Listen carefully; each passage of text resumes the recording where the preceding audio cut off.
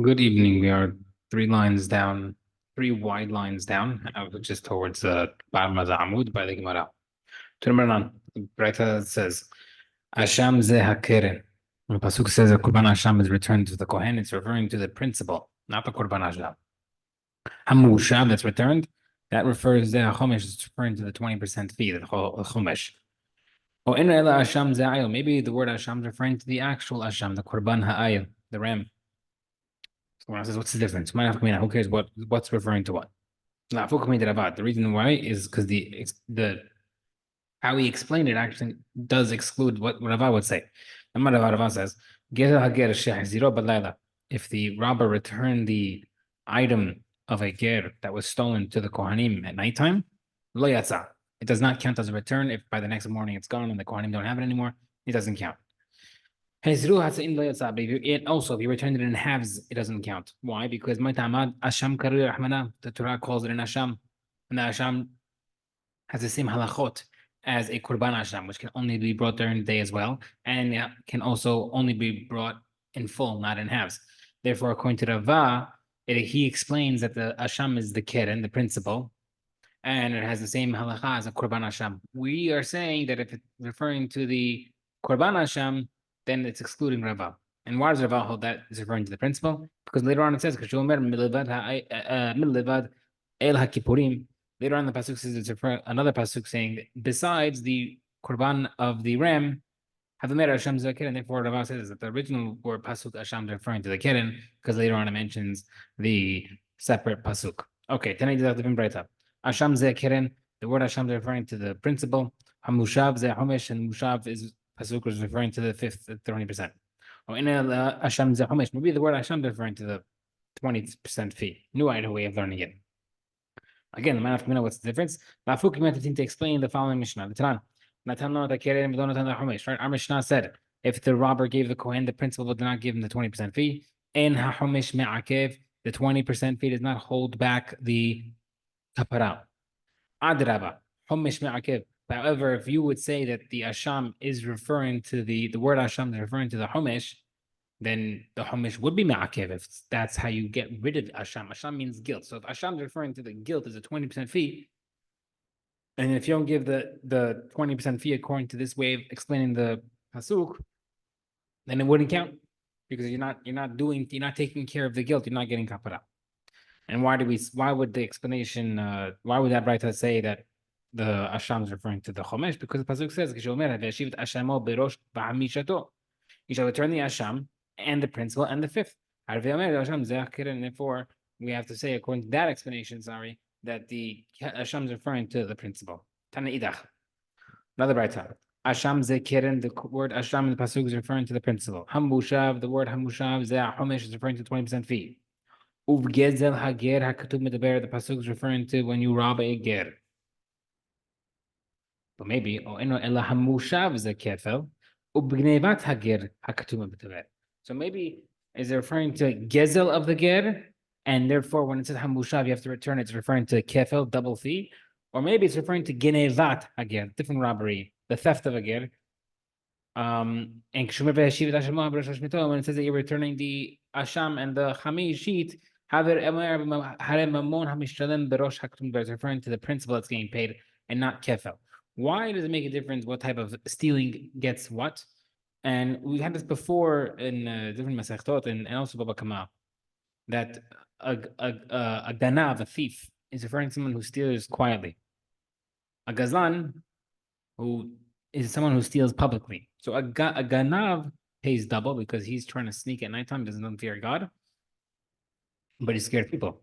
Gazlan, however, doesn't care at all, so he does not pay the penalty. So is the pasuk referring to a gazlan and pays kefel, or referring to a ganav and does not pay kefel by a ger?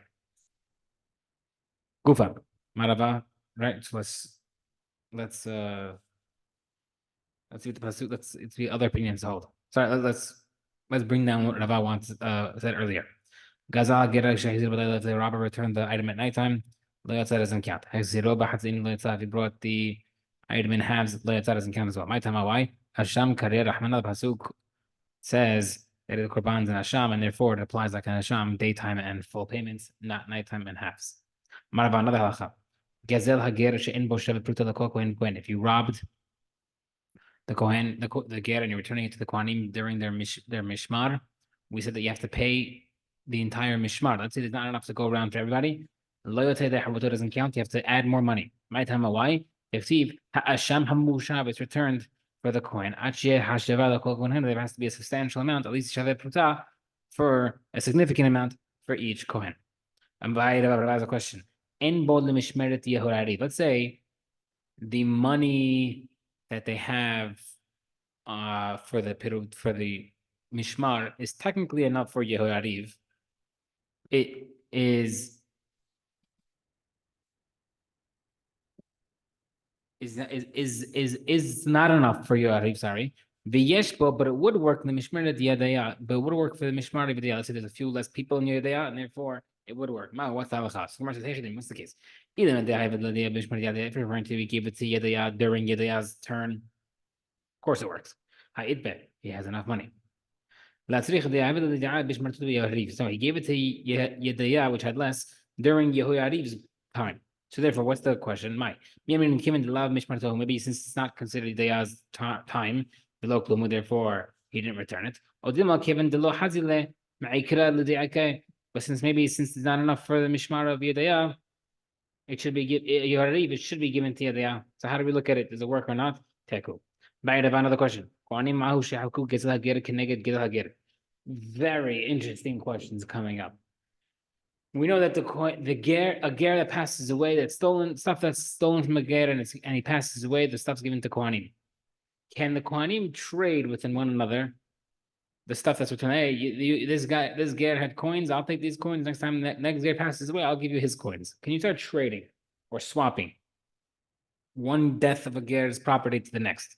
Miamri and Asham is considered like an Asham, and therefore Ma Asham and Hakim Asham can Asham. You can't trade Ashamim, therefore you shouldn't work. Ab Gezel and Hakim Gezel therefore you can't trade the robbery of the convert. Odilma perhaps Gezel Hager is considered money, and therefore you can trade whatever you want. Hadapashta, then after asking the question, he answered it. Asham is considered an Asham, and therefore you can't trade. Ravacha didn't learn it as a question, he learned it as a halacha. Clearly. Marava, Kohanim en Hakim Gezel Hager Kenegel Hager, the Kohanim can't trade. Why? Because Hashem Keri Rahman is considered a Korban Hashem.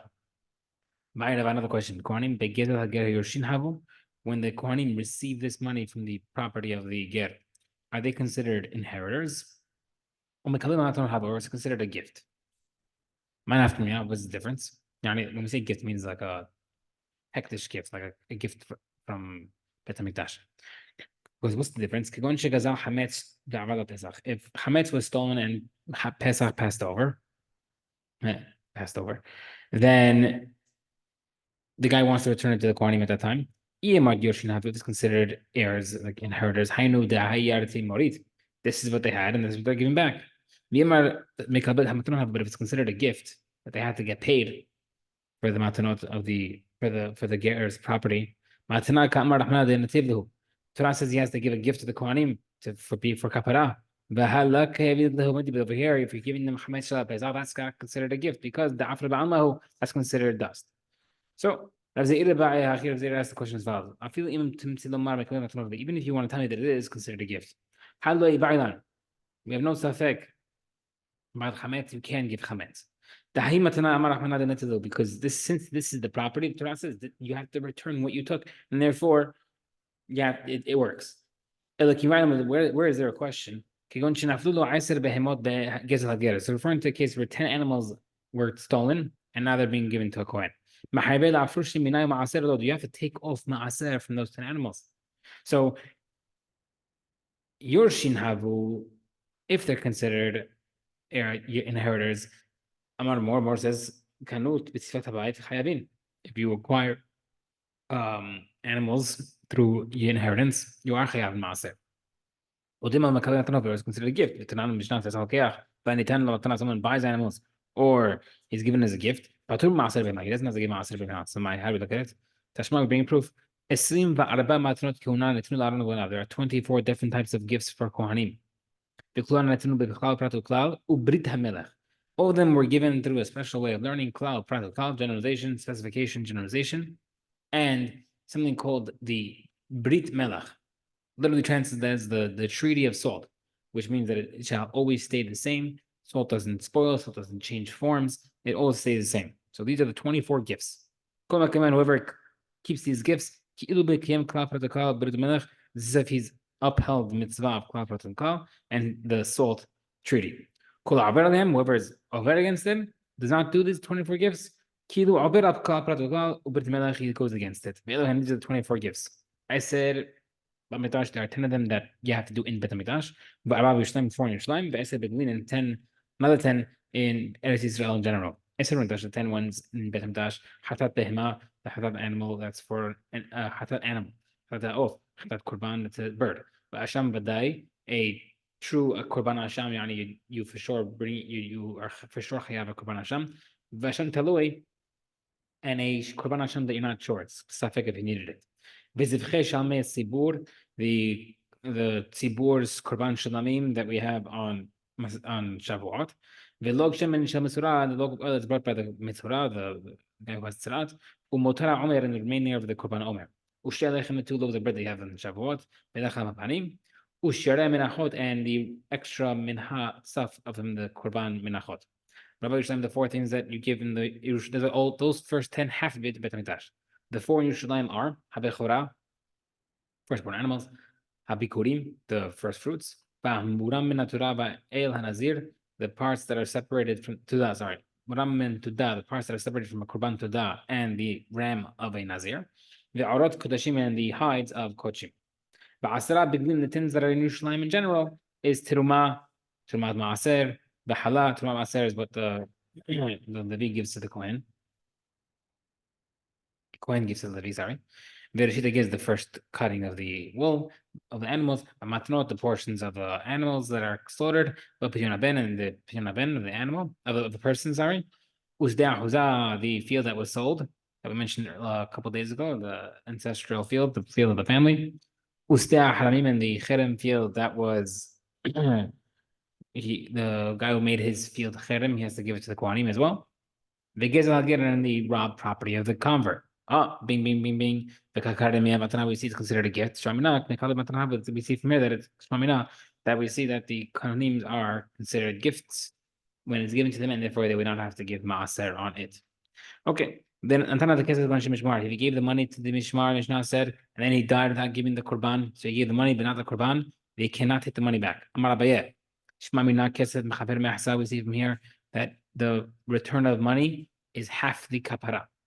Because if there was no kapara at all, then you'd have to return the money. My time, why?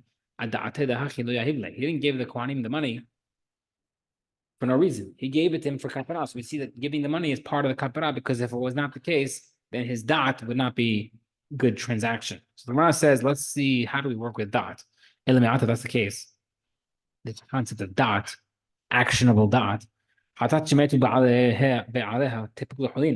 A korban chatat, that the animal died before bringing it as a korban. He designated but didn't bring it.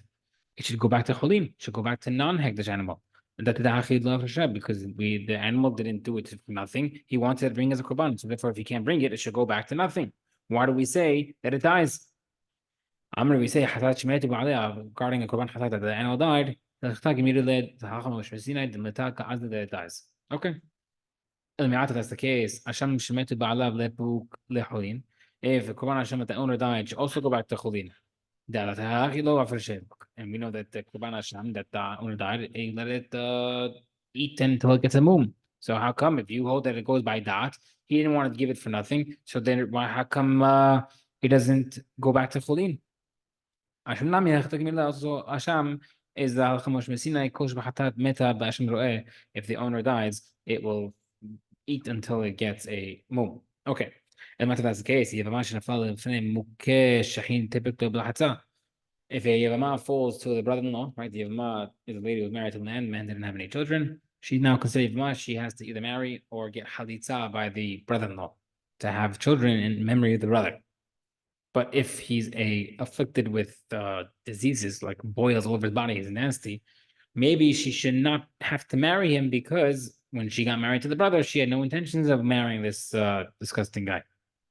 Look, she didn't get herself married to that. The Gemara says, "Hatam anan sahadi." We know the she had in mind that she's okay with it. Kiddush Rakish according to Rakish. Amar Rakish tab the metal tandu the metal armila. Famous concept that a woman would rather be married than being by herself, and therefore she would want to get married. The robber gave the Korban Hashem to the Yohiav, the Kesef of Yedayah, gave the money for you to the Mishmar of Yedayah. Yahzir Kesef is Hashem. I wish the names were easier to say. Yahzir Kesef is Hashem. The money goes back to the Yehoyariv. Divrei B'Yehuda. Hamim says Yahzir Hashem Kesef. You bring the Korban back to Yehoyariv. Must give the Korban back to Yedayah. What's the case? Like, who's in charge of what? If you gave the Korban Asham to the Yorev during his watch, and the Kesef you gave to Yedaya during during his watch, they each acquire it. Why do they have to start refunding? Marava, what's the case? You